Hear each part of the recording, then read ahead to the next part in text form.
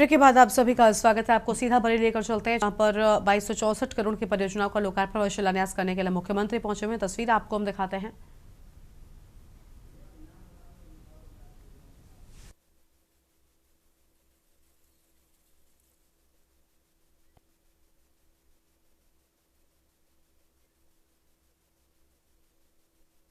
पुष्कर सिंह धामी की ये तस्वीर आप माफ कीजिएगा, उत्तर प्रदेश के मुख्यमंत्री योगी आदित्यनाथ की ये तस्वीर आपको हम दिखा रहे हैं।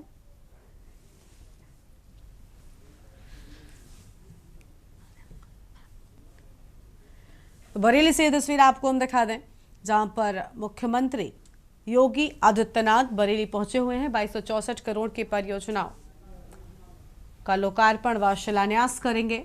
बरेली से ये तस्वीरें, कुल 545 विकास परियोजनाओं का लोकार्पण व शिलान्यास कार्यक्रम है। और ये तस्वीरें जहां पर छोटी सी बच्ची को दुलार करते मुख्यमंत्री योगी आदित्यनाथ नजर आ रहे हैं।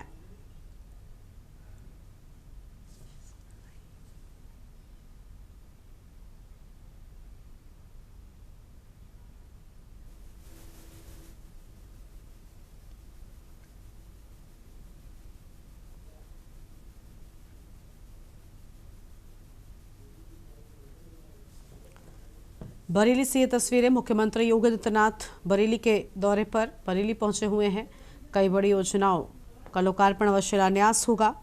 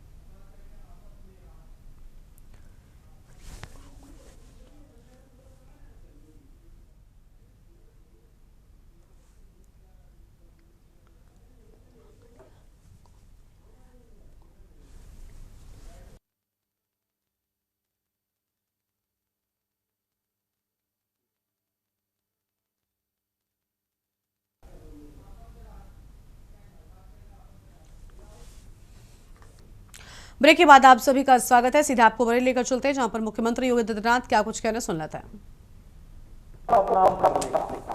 याद करना, जो आयोजन समग्र समाज की एकता के माध्यम बनेंगे, समाज विरोधी तत्व उसके बारे में दुष्प्रचार करेंगे, उन्हें बदनाम करने के लिए साजिशें रचेंगे, उसके लिए षड्यंत्र रचेंगे, छद्म भेष में ऐसे तत्वों को बीच में भेज करके पूरे माहौल को खराब करने का प्रयास करेंगे। लेकिन समाज की जागरूकता और पुलिस की तत्परता के कारण ऐसे तत्व बेनकाब होते हैं। कांवड़ यात्रा सकुशल संपन्न होती है। होकर के यहाँ पर नाग कॉरिडोर में लाखों की संख्या में श्रद्धालु जनों ने जलाभिषेक के कार्यक्रम के साथ जुड़ करके अपनी श्रद्धा को देवाधिदेव महादेव के चरणों में समर्पित किया। और इसलिए आज का दिन हमारे लिए बहुत महत्वपूर्ण है कि पिछली सरकारें दंगों के साथ आपके सामने पहचान का संकट खड़ा करती थी, और ये डबल इंजन की भारतीय जनता पार्टी की सरकार दंगा मुक्त, भय मुक्त वातावरण दे करके विरासत और विकास के साथ आपको जोड़ करके न केवल आपके वर्तमान को बल्कि भावी पीढ़ी के भविष्य को उन्हें सुखद बनाने के लिए, उन्हें समृद्धि के मार्ग पर अग्रसर करने के लिए निरंतर कार्य कर रही है। आज उसके परिणाम भी हम सबको देखने को मिल रहे हैं। बरेली में प्रति व्यक्ति आय में वृद्धि हुई है। यहां के इंफ्रास्ट्रक्चर में आमूलचूल परिवर्तन देखने को मिल रहा है। आज हम लोग प्रातः काल से ही बरेली मंडल से जुड़े हुए सभी मान्य जनप्रतिनिधियों के साथ बैठ करके इन कार्य योजनाओं पे चर्चा भी कर रहे थे। शासन के वरिष्ठ अधिकारी उन्हें लागू करने के लिए उन कार्य योजनाओं की प्राथमिकताओं को तय कर रहे हैं।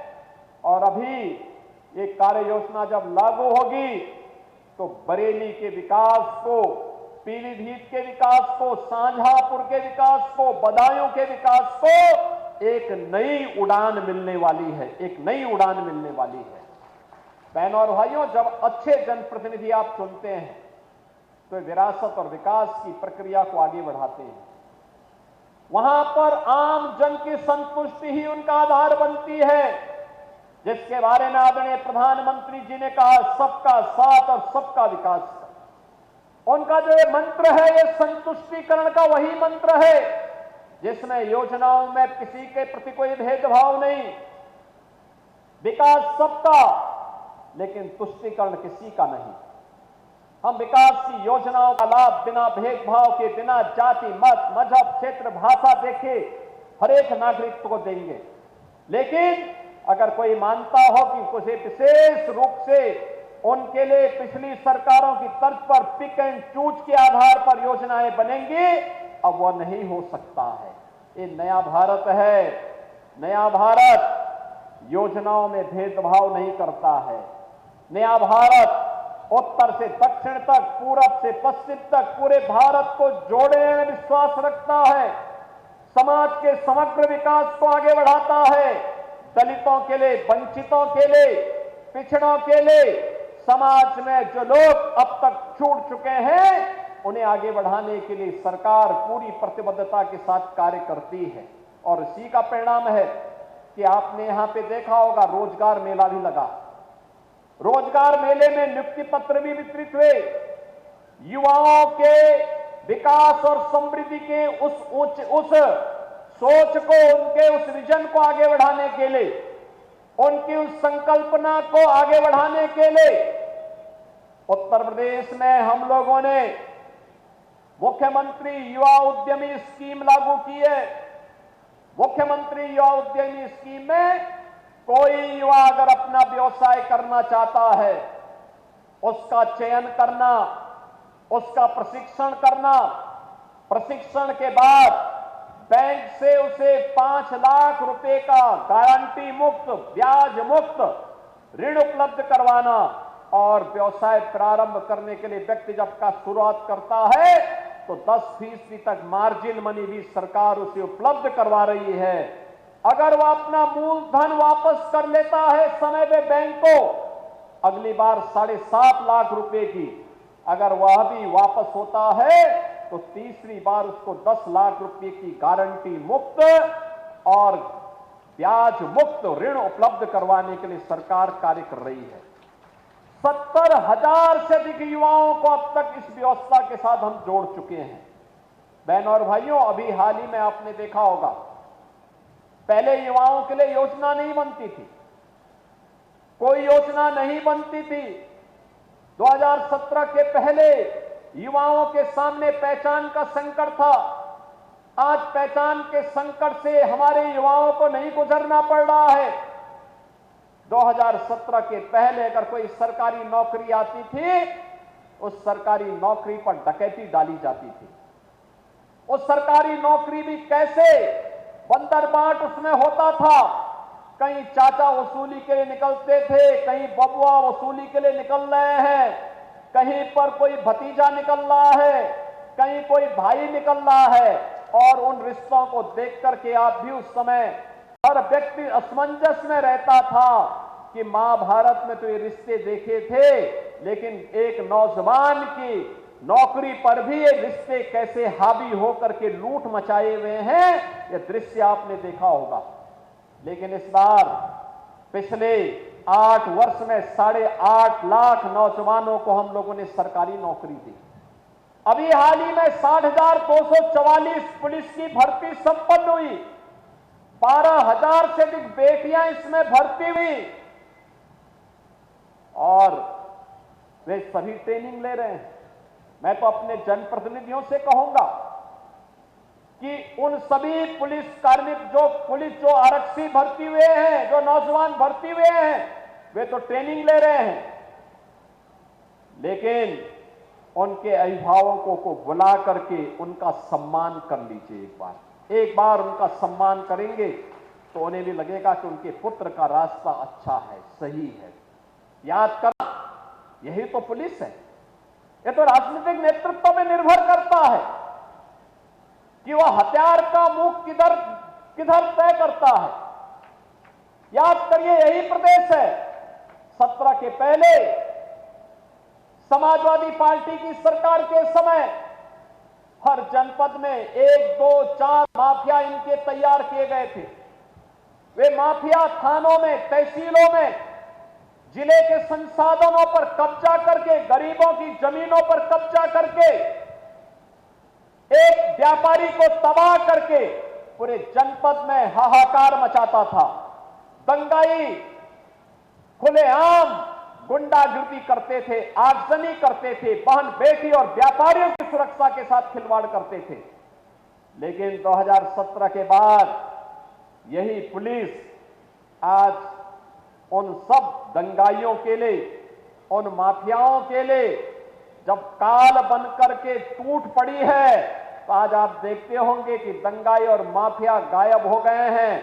अब 1 डिस्ट्रिक्ट 1 माफिया नहीं, बल्कि उत्तर प्रदेश की पहचान अब हो रही है 1 डिस्ट्रिक्ट 1 मेडिकल कॉलेज से, 1 डिस्ट्रिक्ट 1 प्रोडक्ट से।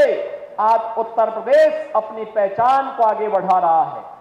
बहनों और भाइयों, ये नए उत्तर प्रदेश की नई पहचान है, जहां पर सुरक्षा भी है, समृद्धि भी है, गरीब कल्याणकारी योजनाओं का लाभ बिना भेदभाव के हर गांव, हर गरीब, हर किसान, हर नौजवान और हर नागरिक को प्राप्त हो रहा है। तो साथ ही साथ प्रदेश में इंफ्रास्ट्रक्चर डेवलपमेंट के भी नए मॉडल, कहीं मेट्रो, कहीं हाईवे, कहीं एक्सप्रेस हाईवे, कहीं एयरपोर्ट, ये सभी प्रभावी ढंग से आगे बढ़ाने के काम हो रहे हैं।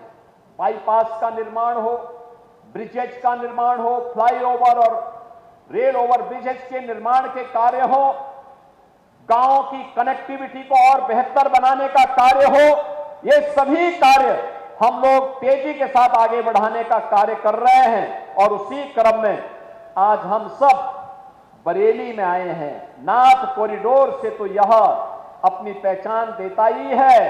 भगवान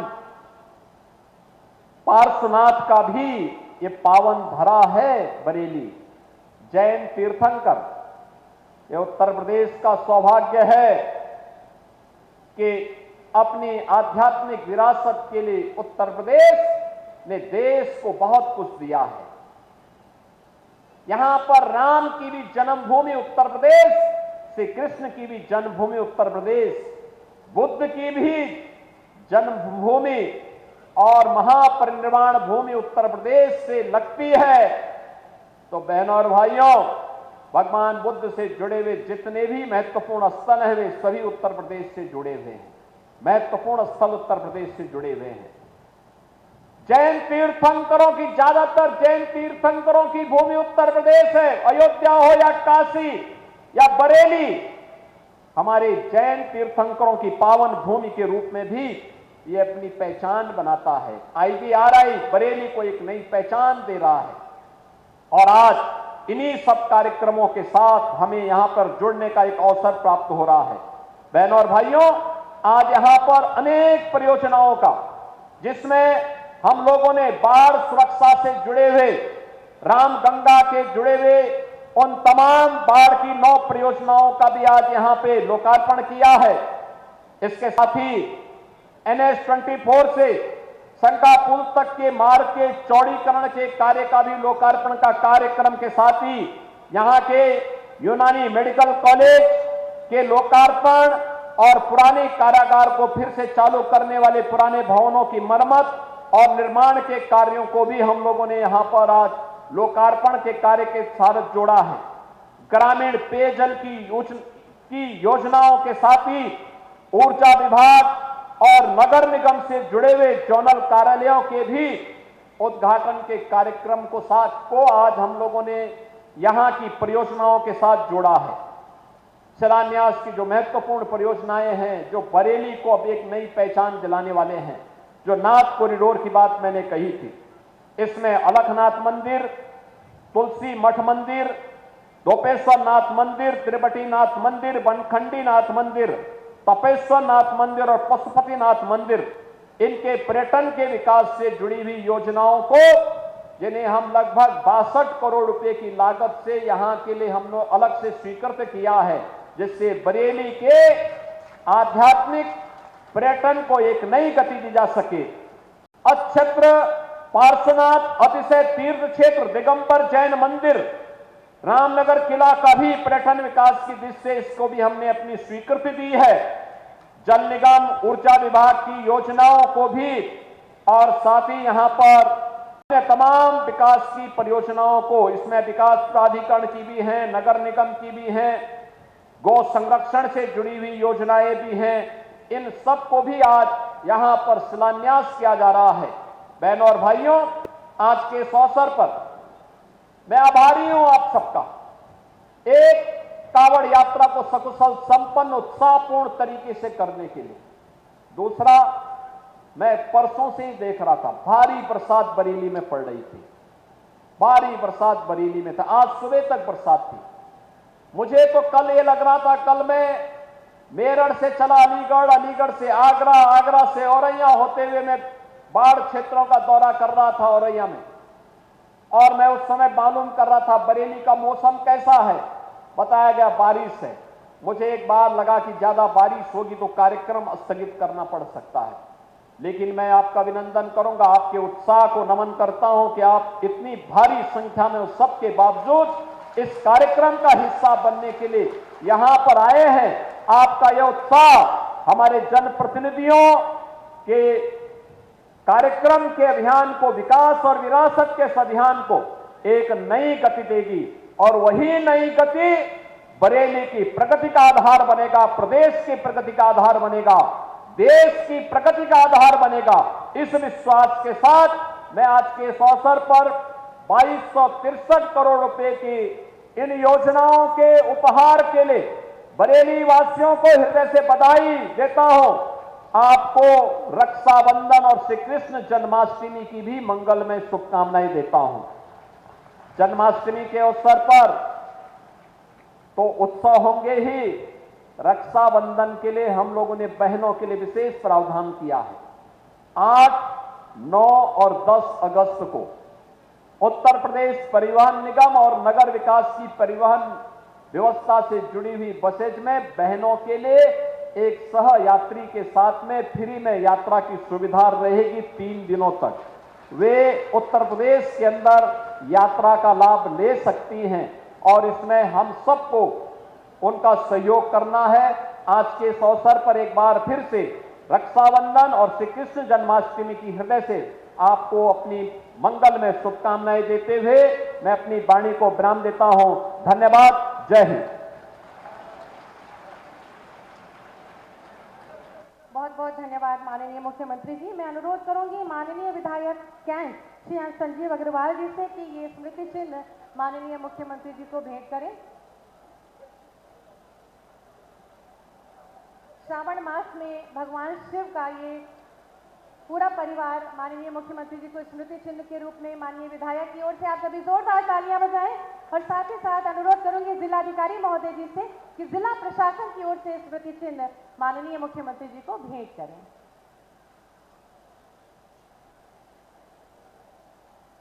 माननीय मुख्यमंत्री जी का शुभागमन करोड़ों अरबों की योजनाओं की सौगात रक्षाबंधन और जन्माष्टमी के अवसर पर मैं पूरे बरेली जनपद की ओर से आपका आभार व्यक्त करती हूँ। माननीय, आप सभी जोरदार तालियां बजा के माननीय मुख्यमंत्री जी का आभार व्यक्त कीजिए और एक साथ जय घोष करेंगे, भारत माता की। आप देख रहे